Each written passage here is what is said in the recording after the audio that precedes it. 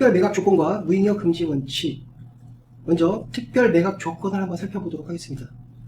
이 특별 매각 조건은 법원은 어떤 물건을 매각하기 위해서 조건을 붙여서 파는 경우들이 있겠죠. 매각을 하는 경우가. 자, 보시면 그 조건은 세 가지가 보통 있는데, 매수 보증금의 변경, 그리고 농지취득 자주증명원, 그리고 주무관청의 매각 허가서, 이런 것들이 있습니다. 보통 매수 보증금의 변경 같은 경우는 10%죠.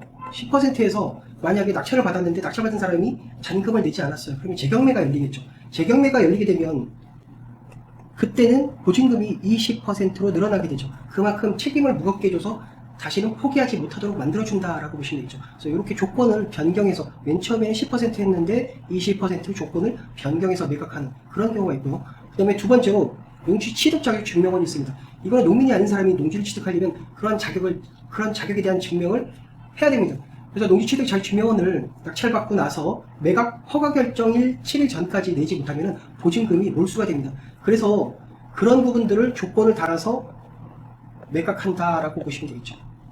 자, 그리고 맨 마지막 주무관청의 매각 허가서, 이런 것들은 어떤 거냐면 학교재단이나 아니면 종교용지 뭐 이런 것들이 있습니다. 교회, 이런 것들은 만약 경매가 된다고 하면은 낙찰을 받아서 누구나 용도변경해서 쓸 수 있는 그런 부분들이 아닙니다. 그래서 주무관청에다가 그 매각을 갖다가 허가해달라는 매각 허가서를 갖다가 받아다가 제출을 해야 돼요. 낙찰 받고 난 다음에 일주일 전까지, 매각 허가 결정일 일주일 전까지 그거를 제출하지 못하면은 그 또한 보증금이 몰수가 된다라고 보시면 됩니다. 이렇게 조건을 달아서 매각을 하게 되죠. 우리가 보통 물권명세서 하단에 보시면은 그러한 매각 조건에 대한 부분들을 달아놓습니다. 그래서 매각 물권명세서를 꼭 봐야 되는 이유 중에 하나라고 보시면 되겠죠.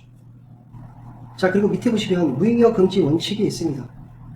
자, 민사집행법 102조에 보시면 남을 가망이 없을 경우에 경매는 취소된다라고 하는 법 조문이 있습니다. 자, 그러면 이 내용이 어떻게 되는 것인지 그림을 통해서 말씀드리도록 하겠습니다. 자, 무잉여 금지. 자, 보시면 A라는 사람의 부동산이 있습니다. A. 이 사람이 채무를 다 갚지 못해서 이 집이 경매가 됩니다. 감정가는 2억이고 얼마에 낙찰되냐면 그냥 2억에 낙찰됩니다. 낙찰. 자, 그런데 이 집 등기부등본을 확인해 보니까 1번에 근저당이 있고 2번에 근저당이 있고 3번에 근저당이 있고 4번에 근저당이 있습니다. 경매는 이 근저당권자, 채권자들 중에 누가 경매를 넣었냐면 3번에 있는 이 사람이 경매를 넣었습니다. 자, 그렇게 되면 낙찰 대금이 나타났으니까 이 금액으로 배당이 이루어지겠죠. 배당이 이루어지면 얘가 가져가고 얘가 가져가고 1억씩 가져가고 얘가 가져갈 돈이 하나도 없죠. 실질적으로 자기 채권을 확보하려고 경매를 넣었는데 하나도 가져가지 못한다. 그러면은 이 무잉여 금지 원칙에 위배가 된다고 보시면 되겠죠. 자, 그래서 법원은 이런 식이 된다고 하면은 바로 무효 처리가 되거나 그러지는 않고 서면으로 일단 보냅니다. 그래서 3번 근저당권자한테 얘도 가져가고 얘도 가져가고 네가 조금이라도 가져갈 수 있는 금액에 살래라고 물어보죠.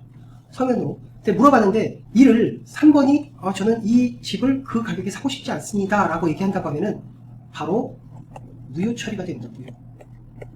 그런데 만약에 그 가격에 제가 사겠습니다 라고 하면은 이 소유권은 돈을 내고 대금을 내고 얘가 가져가고 얘가 가져가고 자기가 조금이라도 가져갈 수 있는 금액에 본인이 소유권을 넘겨받게 되는 거죠. 이게 바로 무잉여 금지 원칙이라고 보시면 됩니다. 자, 항고 보증금, 대위변제, 상계, 배당이 있습니다. 우선 상계부터 말씀드리도록 하겠습니다.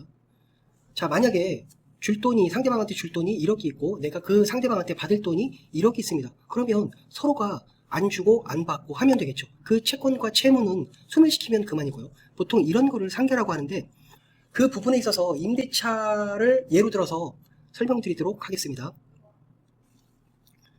자, 이러한 집에 임차인 A라는 사람이 임차를 하고 살고 있습니다.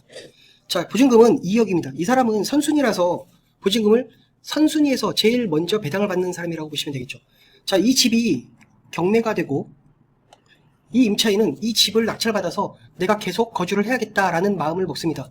자, 그래서 이 집을 얼마에 낙찰받냐 하면 2억 5천만 원에 낙찰을 받습니다.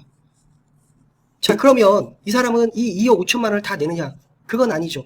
보증금을 어차피 2억을 배당을 처음에 제일 먼저 배당을 받을 사람이니까 2억을 제외한 나머지 5천만 원만 법원에 5천만 원만 지급을 하게 되면은 그로써 매각 대금을 완납하게 되는 겁니다. 이 2억은 상계 처리가 된다고 보시면 되겠죠. 상계 처리. 이 부분이 바로 상계라고 보시면 됩니다. 이런 식으로 채권과 채무를 서로 없었던 것처럼, 동일한 금액이라고 하면 없었던 것처럼 하는 것을 상계라고 한다라고 보시면 됩니다. 자, 다음으로 배당이 있습니다. 배당은 매각 대금을 각 채권자들한테 배당 신청을 한 채권자들한테 나눠주는 그런 절차를 배당이라고 한다라고 보시면 되겠습니다. 자, 항고보증금. 항고보증금은 지금 경매 절차상에서는 잘 보기는 쉽지는 않습니다. 그런데 예전에는 어떤 일이 많았었냐면 이렇습니다. 낙찰을 받고 일주일이 있으면 불허가 기간입니다. 매각 결정기일이라고도 하는데 이 기간 동안 허가가 보통 나죠. 그리고 그 뒤로 일주일은 이해관계인의 항고기간입니다.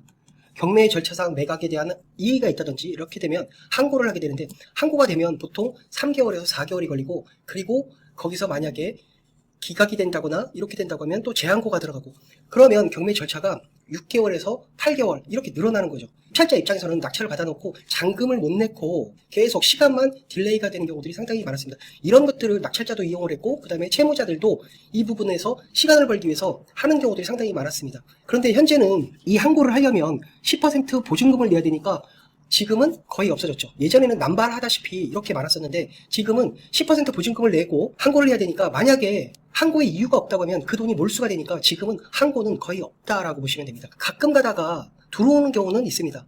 그런데 그 접수를 하고 3주 정도 지나고 나면 법원에서 10% 보증금을 내세요라고 하면은 항고자들은 내지 않죠. 그렇게 되면 자동으로 그 항고는 기각이 된다라고 보시면 됩니다. 이 부분이 바로 항고 보증금에 관한 내용이다라고 보시면 됩니다. 자, 대위변제가 있습니다.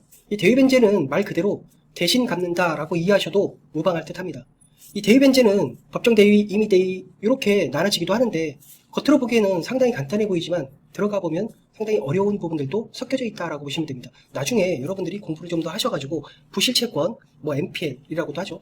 그 부분에 대해서 채권을 매입할 때 보면 이러한 대위변제 부분이 다시 나타나게 됩니다. 그래서 그때 다시 한번 설명드리도록 하고, 여기서는 임차인이, 배당을 받지 못하는 임차인이 자기 앞에 선순위에 있는 근저당이라든지 이런 채권자들의 돈을 갚고 소멸시켜서 등기법에 순위 상승의 원칙이 있는 것처럼 소멸시켜서 자기가 순위를 상승시켜서 선순위, 대항력이 없는 임차인에서 대항력이 있는 임차인으로 옮겨가는 그 과정 중에서도 이 대위변제가 쓰인다라고 보시면 되는데, 나중에 이 부분에 대해서는 기본반을 할 때 다시 한번 자세히 설명드리도록 하겠습니다.